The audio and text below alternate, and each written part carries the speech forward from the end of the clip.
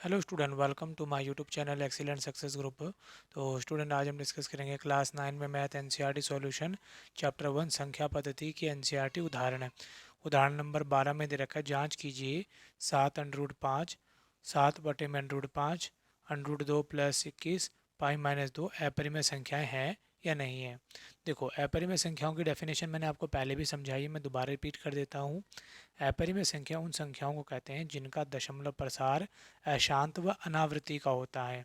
ठीक है, अशांत अनावृत्ति का, जैसे इसका मतलब ये होता है कि पॉइंट के बाद कंटिन्यू नंबर चलता रहेगा लेकिन सेम नंबर रिपीट नहीं करेगा, उन्हें कहते हैं अपरिमेय संख्याएं।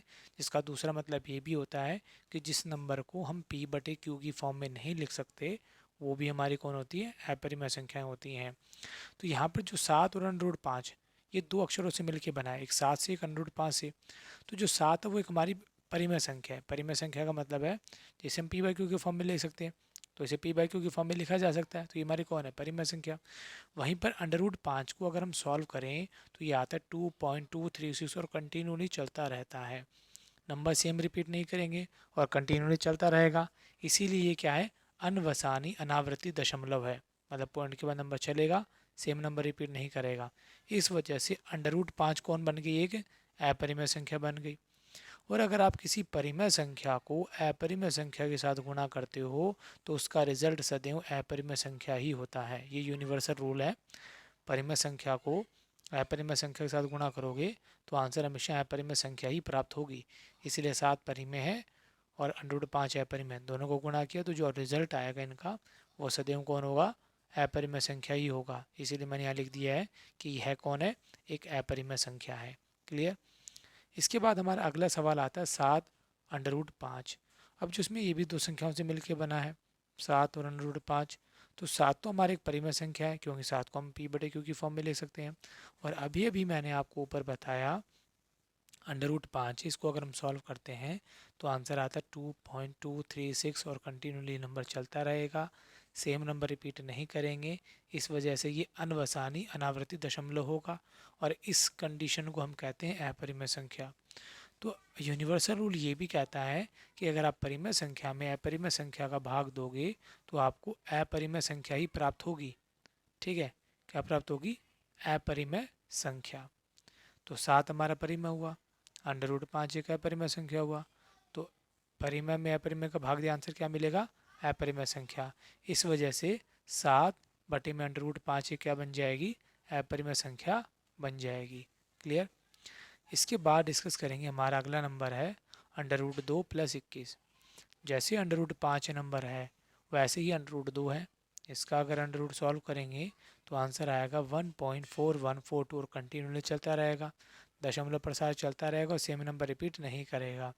और इस कंडीशन को हम क्या कहते हैं, अनवसानी अनावर्ती दशमलव, और ये कंडीशन रिप्रेजेंट करती है अपरिमेय संख्या को।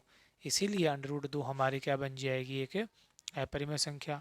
21 हमारी एक परिमेय संख्या है। तो यूनिवर्सल रूल ये है कि अपरिमेय संख्या में परिमेय संख्या जोड़ोगे तो आंसर आपको अपरिमेय संख्या ही प्राप्त होगी। ठीक है, परिमेय में अपरिमेय में परिमेय जोड़ोगे तो आंसर क्या मिलेगी, अपरिमेय संख्या। इस वजह से जो इन दोनों को जोड़ होगा वो सदैव कौन होगा, अपरिमेय संख्या ही होगी। क्लियर। इसके बाद हम डिस्कस करेंगे π-2। तो जो पाई है, पाई की वैल्यू होती है, बेसिकली हम अब पढ़ते आ रहे हैं अभी तक, 7वीं 8वीं में या फिर 9वीं में हमने पढ़ा है कि पाई की वैल्यू या तो 3.14 होती है या फिर 22/7 होती है। लेकिन वो एक एक्चुअल वैल्यू नहीं होती है, वो एक एस्टिमेटेड वैल्यू होती है। पाई की वैल्यू तो बहुत बड़ी होती है, कंटिन्यूली चलती रहती, सेम नंबर रिपीट नहीं करती है। हम मैथ में क्या करते हैं, क्वेश्चन को आसान बनाने के लिए अप टू 2 डेसिमल तक की वैल्यू का यूज़ करते हैं, जबकि इसकी वैल्यू तो बहुत बड़ी है इसे, और वो जो बहुत बड़ी है वो सेम नंबर रिपीट नहीं करती है, इसीलिए उसे अनवसानी अनावर्ती दशमलव कहते हैं।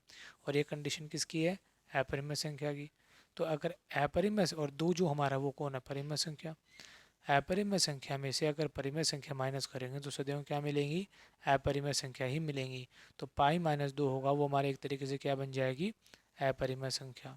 और इसी के साथ हमारा उदाहरण नंबर 12 यहाँ पे कंप्लीट होता है। अब हम डिस्कस करेंगे उदाहरण नंबर 13। उदाहरण नंबर 13 में बोला 2√2 + 5√3 √2 - 3√3 को जोड़ना है। तो सिंपल सा लॉजिक है, 2√2, 5√3 और की जगह प्लस का निशान लगा लो और √2 माइनस 3√3। देखो इसके आगे कुछ भी नहीं है तो 1 तो माना जाएगा, ठीक है। और इनका प्लस या माइनस करते समय हमें इस बात का ध्यान रखना होगा कि जो नंबर √2 है जिसके अंदर और जिसमें √2 है वही नंबर एक दूसरे के साथ प्लस माइनस करेंगे, ठीक है। इसमें √3 है, इसमें √3 है, तो ये दोनों नंबर एक दूसरे के साथ प्लस या माइनस करेंगे। बाकी ये नंबर इसके साथ कुछ नहीं कर सकता, ये नंबर इसके साथ कुछ नहीं कर सकता। जिनका अंडर नंबर मैच करता है वही नंबर एक दूसरे के साथ प्लस या माइनस करेंगे। तो ये तो प्लस का है और ये 5√3, 3√3। मैंने आपको इंट्रोडक्शन वीडियो में भी बताया था इनका प्लस माइनस करने के रूल किस तरीके से वर्क करते हैं। इसके आगे कुछ भी नहीं है, 1 मान लेंगे हम, ठीक है। क्या मान लेंगे? 1। अब हमें √2 को नहीं जोड़ना है, इनके आगे वाले नंबर को जोड़ना है। 2 + 1 3, 3√2। इसमें माइनस करेंगे तो हमें √3 में √3 माइनस नहीं करना है, इसके आगे वाले नंबर 5 में से 3 माइनस करेंगे 2√3। अब इसमें √2 इसमें √3 है तो इनका कुछ भी नहीं हो सकता, ना प्लस हो सकता ना माइनस हो सकता, तो इसको हम यहीं पर छोड़ देंगे। क्लियर? आपको क्या देखना है कि √ वाला सेम किसके साथ मैच कर रहा है। तो ये हमारा उदाहरण नंबर 13 हो गया। उदाहरण नंबर 14 देखो। उदाहरण नंबर 14 कहता है 6√5 को गुणा करो 2√5 के साथ। तो मल्टीप्लाई के रूल में मैंने बताया था आपको कि √ वाला नंबर √ वाले से गुणा होगा, बिना √ वाला नंबर बिना √ वाले नंबर से गुणा होगा। तो 6 को 2 से गुणा करेंगे, 6 दूनी 12। √ वाला √ वाले से गुणा होगा तो मैंने आइडेंटिटी बताई थी a की पावर m और a की पावर n। दोनों नंबर सेम और पावर अलग अलग हो तो पावर क्या होती है? जुड़ जाती है। तो यहाँ पर √5 की पावर कुछ भी नहीं है तो 1 होगी, कुछ भी नहीं है तो 1 होगी। दोनों नंबर सेम है, √5 तो पावर 1 और 1 कितनी हो जाएगी? 2। और स्क्वायर से √ क्या हो जाता है? कैंसिल हो जाता है। तो 12 को 5 से गुणा करेंगे, कितना आ जाएगा? 60। ये हमारा उदाहरण नंबर 14 यहाँ पे पूरा होता है। उदाहरण नंबर 15। 15 बोला है 8 √15 में भाग देना है 2√3 का। तो मैंने 8 का 8 लिख दिया। √15 को हम क्या लिख सकते हैं? √3 गुणा में √5। मैंने दोनों को अलग अलग कर दिया। 15 को क्या कर दिया? √3 अलग कर दिया, √5 अलग कर दिया। दोनों को गुणा करेंगे वापस कितना आ जाएगा? √15। नीचे कितना है? 2√3। Same same. अब भाग देते हो तो इसका मतलब ये नहीं है कि आंसर 0 आएगा। √3 में √3 का भाग दिया तो इसका मतलब 1 आया है। 2 में इसका डिवाइड दिया, 2 चौके 8। 4 गुणा 1 गुणा √5 गुणा किया 4 एकम 4 √5। ये हमारा आंसर हो जाएगा। इसी के साथ हमारा उदाहरण नंबर 15 यहाँ पे पूरा होता है। उम्मीद करता हूँ स्टूडेंट आपको क्वेश्चन समझ में आ गए होंगे। अगर आपको वीडियो अच्छे लगे तो वीडियो को लाइक करें, शेयर करें, कमेंट करें और इस चैनल को जरूर सब्सक्राइब कर लें।